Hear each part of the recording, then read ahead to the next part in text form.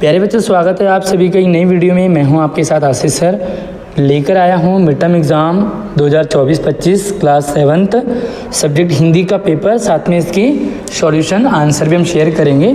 तो वीडियो को ध्यान से एंड तक देखें, पेपर भी समझें किस तरह से आता है। अगर आप नेक्स्ट ईयर देखेंगे, साथ में इसके आंसर भी चेक करते जाइए। वीडियो को लाइक करना है और अपने दोस्तों को भी शेयर करना है। पहला यहाँ पर आपको एक पैसेज दिया होगा, इस पैसेज को पढ़ना है और आपको आंसर छांटने हैं, ठीक है। एक बार मैं आपको पूरा पैसेज दिखा देता हूँ। और ये जो चैप्टर है ये 6th क्लास का है। कभी कभी मैं अपने मित्रों की परीक्षा लेती हूँ यह परखने के लिए कि वहाँ क्या देखते हैं। हाल ही में मेरी एक मित्र जंगल की सैर करने के बाद वापस लौटी। मैंने उससे पूछा, आपने क्या क्या देखा? कुछ खास तो नहीं, उसका जवाब था। मुझे बहुत अचरज नहीं हुआ क्योंकि मैं अब इस तरह के उत्तरों की आदी हो चुकी थी। मेरा विश्वास है कि जिन लोगों की आंखें होती हैं वे बहुत कम देखते हैं, है ना। आमतौर पे हम भी जब कहीं घूमने जाते हैं तो भाई कैसा लगा आपको, तो बहुत अच्छा लगा, बहुत अच्छा, उसको हम एक्सप्लेन नहीं कर पाते। तो एक्सप्लेन करना बहुत ज़रूरी होता है। अब आपको यहाँ पर पहला प्रश्न है कि लेखिका क्या जांचने के लिए अपने मित्रों की परीक्षा लेती थी? वे क्या देखते हैं? इसका सही आंसर है वे क्या देखते हैं। लेखिका की मित्र कहाँ से सैर करके लौटी थी? तो इसका सही आंसर है जंगल से, ठीक है, जंगल से सैर करके लौटी थी। अब आपको अगला एक कविता है और ये कविता है मैं सबसे छोटी हूँ। एक बार देखते हैं कि अपने कर से खिला धुला मुख, धूल पोछ सज्जित कर गात, थमा खिलौने नहीं सुनाती हमें सुखद परियों की बात। ऐसी बड़ी न हो मैं, ऐसी बड़ी न हो मैं, तेरी आंचल की छाया में छिपी रहूं निष्प्रह निर्भय, कहूँ दिखा दे चंद्रोदय। अब पहला प्रश्न है कि बच्ची बड़ी क्यों नहीं होना चाहती है? 4 ऑप्शन हैं। घर का काम करना में स्कूल जाना पड़ेगा, माँ का स्नेह खो जाने के डर से। तो भाई बड़े होकर क्या होता है कि माँ का प्यार नहीं मिलता, तो ये इसका सही आंसर है, ठीक है। आगे देखेंगे निष्प्रिय शब्द का क्या अर्थ है? निष्प्रिय मतलब क्या होता है? तो निष्प्रिय शब्द का अर्थ होता है बिना पीड़ा के, ठीक है, कोई पीड़ा ना हो, जिसमें कोई दिक्कत ना हो। अगला आपको प्रश्न ग्रामर से देखें तो यहाँ पर आपको व्यक्तिवाचक संज्ञा शब्द कौन सा है ये छांटना है। तो व्यक्तिवाचक कौन सा है? देखिए, जो छात्र हैं ये जातिवाचक है, अखबार भी जातिवाचक है, बचपन आपका भाववाचक संज्ञा, लेकिन जो हिमालय है वो सही उत्तर है क्योंकि हिमालय एक व्यक्तिवाचक संज्ञा है। इनमें से पुल्लिंग शब्द कौन सा है? तो पुल्लिंग कौन सा भाई? हीरा है, गंगा है, प्रार्थना है या आयु है। तो देखिए इसमें जो हीरा शब्द है वो पुल्लिंग है। बाकी देखो गंगा बहती है, मेरी आयु है ना, मेरा आयु नहीं बोलते, मेरी आयु, और प्रार्थना हो रही है, लेकिन हीरा जो है वो पुल्लिंग है। आगे देखो विधि शब्द का बहुवचन क्या होगा? विधि।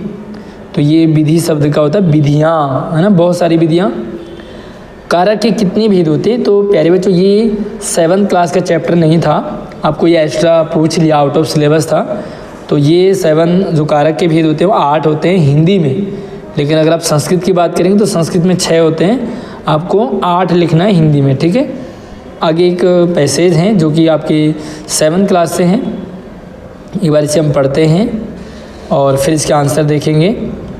बच्चों की माँ रोहिणी कुछ देर तक खड़े खड़े उनका खेल निरखती रही। अंत में दोनों बच्चों को बुला करके उसने पूछा, अरे वो चुन्नू मुन्नू, ये खिलौने तुमने कितने में दिए, कितने में लिए हैं? तो मुन्नू बोला 2 पैसे में, खिलौने वाला दे गया है।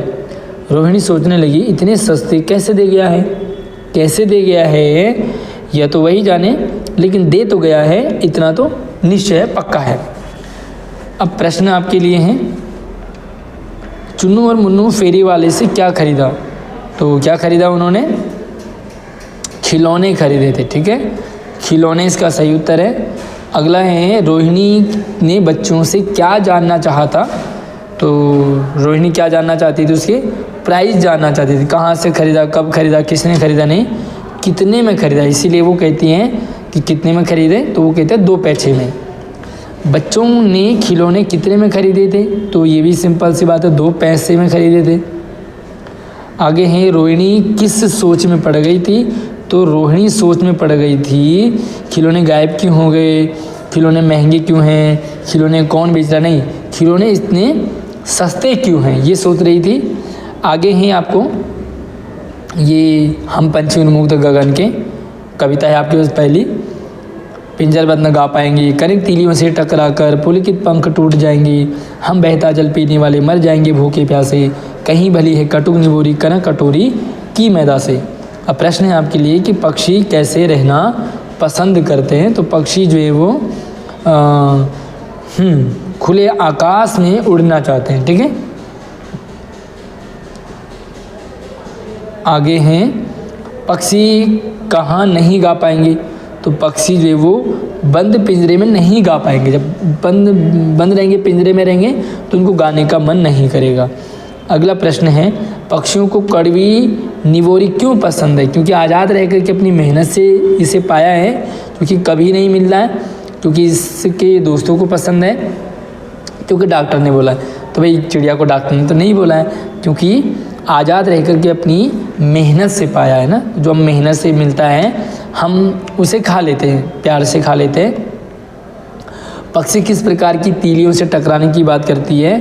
तो वो करती है कनक तीलियों से। कनक का मतलब होता है सोना, तो सोने की तीलियों से। अब प्रश्न है पाठ में आधारित निम्नलिखित प्रश्नों पे उत्तर आपको देने। खिलौने देख कर के बच्चे कैसे हो जाते थे? तो वो पुलकित हो उठते थे। पुलकित मतलब खुश होना, ठीक। आगे देखेंगे खंबा, पेड़, लेटर बॉक्स सभी एक साथ थे। कहाँ थे? झील के किनारे, सड़क से बहुत दूर, समुद्र के किनारे या नदी के किनारे। तो वो थे समुद्र के किनारे, ठीक है। एक समुद्र बह रहा था, है ना, समुद्र जो बह रहा था पास में जो है उसी के वो किनारे थे। आगे देखो कविता पर आधारित प्रश्नों के उत्तर देंगे। पक्षी कहाँ का जल पीना चाहते हैं? तो पक्षी बहते नदी और झरने का पानी पीना चाहते हैं, ठीक। आगे देखें कठपुतली के मन में कौन सी इच्छा जगी? नाचने की भी जगी थी, गीत गाने की भी जगी थी, हंसने की भी, लेकिन स्वतंत्र होने की सबसे ज़्यादा। वह स्वतंत्र हो जाएगी तो नाच भी लेगी, गीत भी गा लेगी, हंस भी लेगी, लेकिन इसका सही आंसर है स्वतंत्र होने की। अब आपको एक्सप्लेन करने वाले सवाल यानी कि थोड़े बड़े से सवाल हैं, आपको लिखना है। अभी सारे MCQ थे, अब आपको इनका आंसर लिखना है। तो ये जो सर्वनाम है, तो सर्वनाम के भेद हैं। भिखारी को कुछ दे देना, तो सर्वनाम का भेद है ये अनिश्चयवाचक सर्वनाम है। विशेषण के कितने भेद होते हैं? तो सर्वनाम के 6 भेद होते हैं, लेकिन विशेषण के कितने होते हैं? 4 भेद होते हैं। अच्छा, नवग्रह शब्द में विशेषण कौन सा है? तो ये है संख्यावाची, ठीक है, संख्यावाची। माता पिता समस्त पद में समास का भेद पहचान कीजिए। तो ये माता और पिता, और ये समास है द्वंद्व, ठीक है, द्वंद्व समास। आगे देखें पक्षी अपना मधुर गीत कब नहीं गा पाएंगे? तो पूरा आपको आंसर लिखना, पूरा एक्सप्लेन करके कि पक्षी अपना मधुर गीत बंद पिंजरे में नहीं गा पाएंगे, पिंजरे में बंद हो करके नहीं गा पाएंगे। पक्षी की क्या अभिलाषा है? तो पक्षी की अभिलाषा है कि वो स्वच्छंद हों, आसमान में उड़ें, नील नभ की सीमा पाएँ, वो जो है तारक के दाने खाएं, उगते तारक, है ना, अनार के दाने खाएं। तो ये बहुत सारी चीज़ें, पक्षी पेड़ों में झूलना चाहते हैं, तरू की फुनगी पे झूलना चाहते हैं, बहुत सारी चीज़ें हैं। अगला प्रश्न है कठपुतली ने अपनी इच्छा कैसे प्रकट की? तो कठपुतली ने गुस्से से, है ना, गुस्से से कहा कि भाई जो मेरे पास धागे हैं इन्हें तोड़ दो और मुझे मेरे पाँव पर छोड़ दो। आपको पूरा आंसर लिखना है। आगे हैं कि पाँव पर छोड़ देने का क्या मतलब है? भाई पाँव पर छोड़ दो मतलब आज़ाद छोड़ दो, खुला छोड़ दो। मैं अपने पैरों से जाऊंगी, पैरों से नाचूंगी, पैरों से घूमूंगी। तो पैरों पर छोड़ दो का मतलब होता है खुला आज़ाद छोड़ दो। आगे अब आपको थोड़े बड़े बड़े से प्रश्न हैं। मिठाई वाला पाठ के लेखक का क्या नाम है? मिठाई वाला पाठ के लेखक का नाम है, ये आपको मुझे कमेंट में बताना है। मैं हिंट से दे देता हूँ आपको, वाजपेयी, ठीक है, वाजपेयी नाम है। अब पूरा नाम क्या है वो आपको बताना है, ठीक है। मिठाई वाला चैप्टर के लेखक का नाम वाजपेयी तो है, लेकिन पूरा नाम आपको मुझे बताना है। खिलौने वाले का गाना गली भर के मकानों में कैसे लहराता था, गूंज गूंज के लहराता था, और वो बड़ा मीठा सा स्वर गाता था, बड़े लहर में गाता था। सभी लोग, बड़े छोटे बच्चे ही नहीं बल्कि बड़े बूढ़े भी सब उसकी तरफ खींचे चले आते थे। खंबे को कौन सी रातें बहुत अच्छी लगती थी, है ना? तो भाई खम्भों को कौन सी रातें अच्छी लगती थी? जो बहुत छोटी होती है, जल्दी बीत जाती है ना? दिन तो जैसे जैसे कट जाता है, लेकिन रात काटना मुश्किल हो जाता है ना? तो वो इस तरह से अब इसे एक्सप्लेन कर सकते हैं। आसमान से गड़गड़ाती बिजली किस पर आकर के गिरी? तो आसमान से जो गड़गड़ाकर बिजली है वो खंबे पे आकर गिरी, और खंबा जो है वो पेड़ पे, मतलब पेड़ पे जाकर के गिरा। तो कह सकते हैं कि पेड़ पे भी गिरा और खंबे पे भी गिरा, है ना? आगे है, मुरली वाला देखने में कैसा था?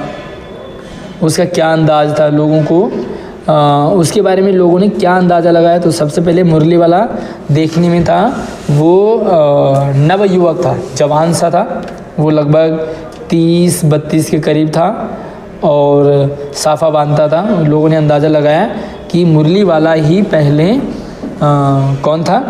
खिलौने वाला था, है? तो खिलौने वाले की याद आ गई। मुरली वाला बच्चों को कैसे बात करता था? बच्चों से। तो भाई मुरली वाला बच्चों से बड़े प्यार से बात करता था, सबको सबकी पसंद की चीज़ें देता था, किसी को फ्री में भी दे देता था, किसी को कम दाम में भी दे देता था। तो बड़े प्यार से, इतने प्यार से उनसे बात करता था जैसे अपने घर वाले भी बहुत कम कर पा रहे हो, है ना? रोहिणी उस फेरी वाले के विषय में जानने को इतनी उत्सुक क्यों थी? भाई देखो, क्योंकि अपनापन सा एक हो गया था रोहिणी को फेरी वाले से, क्योंकि वो बच्चों को फ्री में देता है, ऐसा सज्जन आदमी है।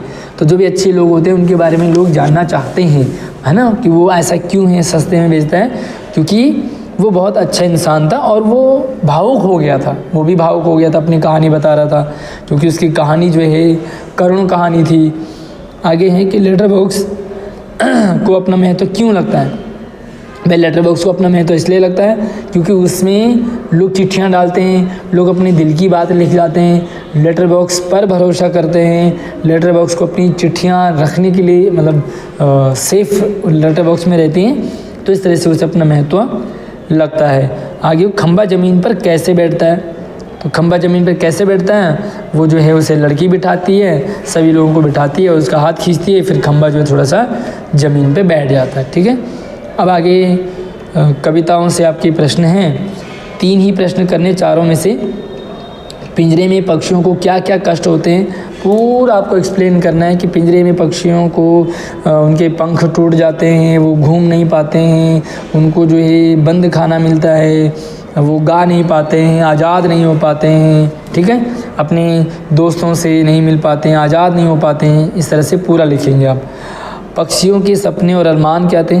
कि ऐसे थे अरमान की उड़ते नीले नभ की सीमा पाने, है ना? तो उनके अरमान थे, सपने, कि वो पेड़ों की डालियों पे झूला झूलें, आसमान में उड़ें और क्षितिज को पाएँ, तारा अनार के दाने चुगे। ये सारा आप उसमें लिखेंगे। पहली कठपुतली के मन में विद्रोह की भावना क्यों उत्पन्न हुई? अच्छा, विद्रोह का मतलब होता है जब हमारे साथ कुछ गलत होता है तो उस पर आवाज़ उठाते हैं। जब आपके साथ भी कभी ऐसा हुआ होगा, जब आपके साथ कुछ गलत हुआ है, आपने उसके खिलाफ आवाज़ उठाई है, तो आप मुझे कमेंट में अपना एक्सपीरियंस ज़रूर शेयर करें कि आपके साथ कब क्या हुआ जब आपने आवाज़ उठाई, है ना? कठपुतली भी क्या करती थी? पहली कठपुतली के मन में विद्रोह की भावना हुई कि वह मुझे बंद क्यों रखा गया, मुझे अपने आप छोड़ क्यों नहीं देते, मैं अपने आप करूँगी, मुझे नचाया क्यों जा रहा है, मुझे बंधन में क्यों रखा जा रहा है, मेरे पास धागे क्यों बांधे गए हैं। तो विद्रोह की भावना उत्पन्न हुई, है ना? क्यों हुई? क्योंकि वो दूसरों के सारे पे उसे नचाया जा रहा था। अच्छा, कठपुतली कविता का सारांश आपको बताना है। वह कठपुतली थी, वो धागों से बंधी थी, उसके मन में आया कि मुझे आज़ाद छोड़ दो। फिर एक पल सोचती है, बाकी सारे कठपुतली भी उसके साथ हो जाते हैं, और पहली कठपुतली सोचती है कि मैंने अपनी आज़ादी के लिए गलत सोचा, क्योंकि कठपुतली आज़ाद नहीं रह सकती हैं, वो हैं ही दूसरों के सारे पे नाचने के लिए बनी है। अब आपको अनुच्छेद लिखना है, एक पैराग्राफ लिखना है, या तो क्रिकेट मैच का लिखोगे या भारत का किसान लिखोगे। ये स्वतंत्रता दिवस आज़ादी 15 अगस्त 1947 को हुआ। क्रिकेट मैच भी लिख सकते हैं, भाई कैसे खेलते हैं, कितने प्लेयर होते हैं, कितने टीम होते हैं, कितने रन, बॉल वगैरह सारा कुछ आप लिख सकते हैं। और प्यारे से पत्र भी आपको लिखने हैं। पहला पत्र है कि आपके विद्यालय में कंप्यूटर की पढ़ाई प्रारंभ हो, इसके लिए प्रधानाचार्य को। भाई आपके स्कूल में कंप्यूटर की क्लासें नहीं लगती है, आप चाहते हो कि कंप्यूटर की क्लास भी लगे, कंप्यूटर लैब हो, तो लिखेंगे सेवा में श्रीमान प्रधानाचार्य जी को कि हमारे स्कूल में कंप्यूटर की क्लासें लगवाई जाए। दूसरा है या तो ये वाला करें कि बहन की शादी पर अवकाश लेनी है तो प्रधानाचार्य को पत्र। वे बहन की शादी में जाना है प्रधानाचार्य को, जैसे आप नॉर्मल छुट्टी का लेते हो, बीमारी का लेते हो, वैसे ही आपको बहन की शादी में छुट्टी लेनी है तो आप लिख सकते हैं सेवा में श्रीमान प्रधानाचार्य, जैसे नॉर्मल लिखते हैं, और फिर आप लिखोगे कि बहन की शादी में जाने के लिए मुझे छुट्टी चाहिए। अब आप मुझे कमेंट में बताएंगे कि आपके इस पेपर के अनुसार, इस वीडियो के अनुसार आपके कितने नंबर बन रहे हैं 60 में से। कमेंट में ज़रूर बताइए। वीडियो को शेयर कर दो अपने सभी दोस्तों को, चैनल को सब्सक्राइब कर लो ताकि और भी आपको इसी तरह से सीखने पढ़ने लिखने वाली वीडियो मिलती रहेगी। अगली वीडियो मिलते हैं एक नई वीडियो में, तब तक आप अपना ख्याल रखिए, चैनल को सब्सक्राइब जरूर कीजिए। धन्यवाद।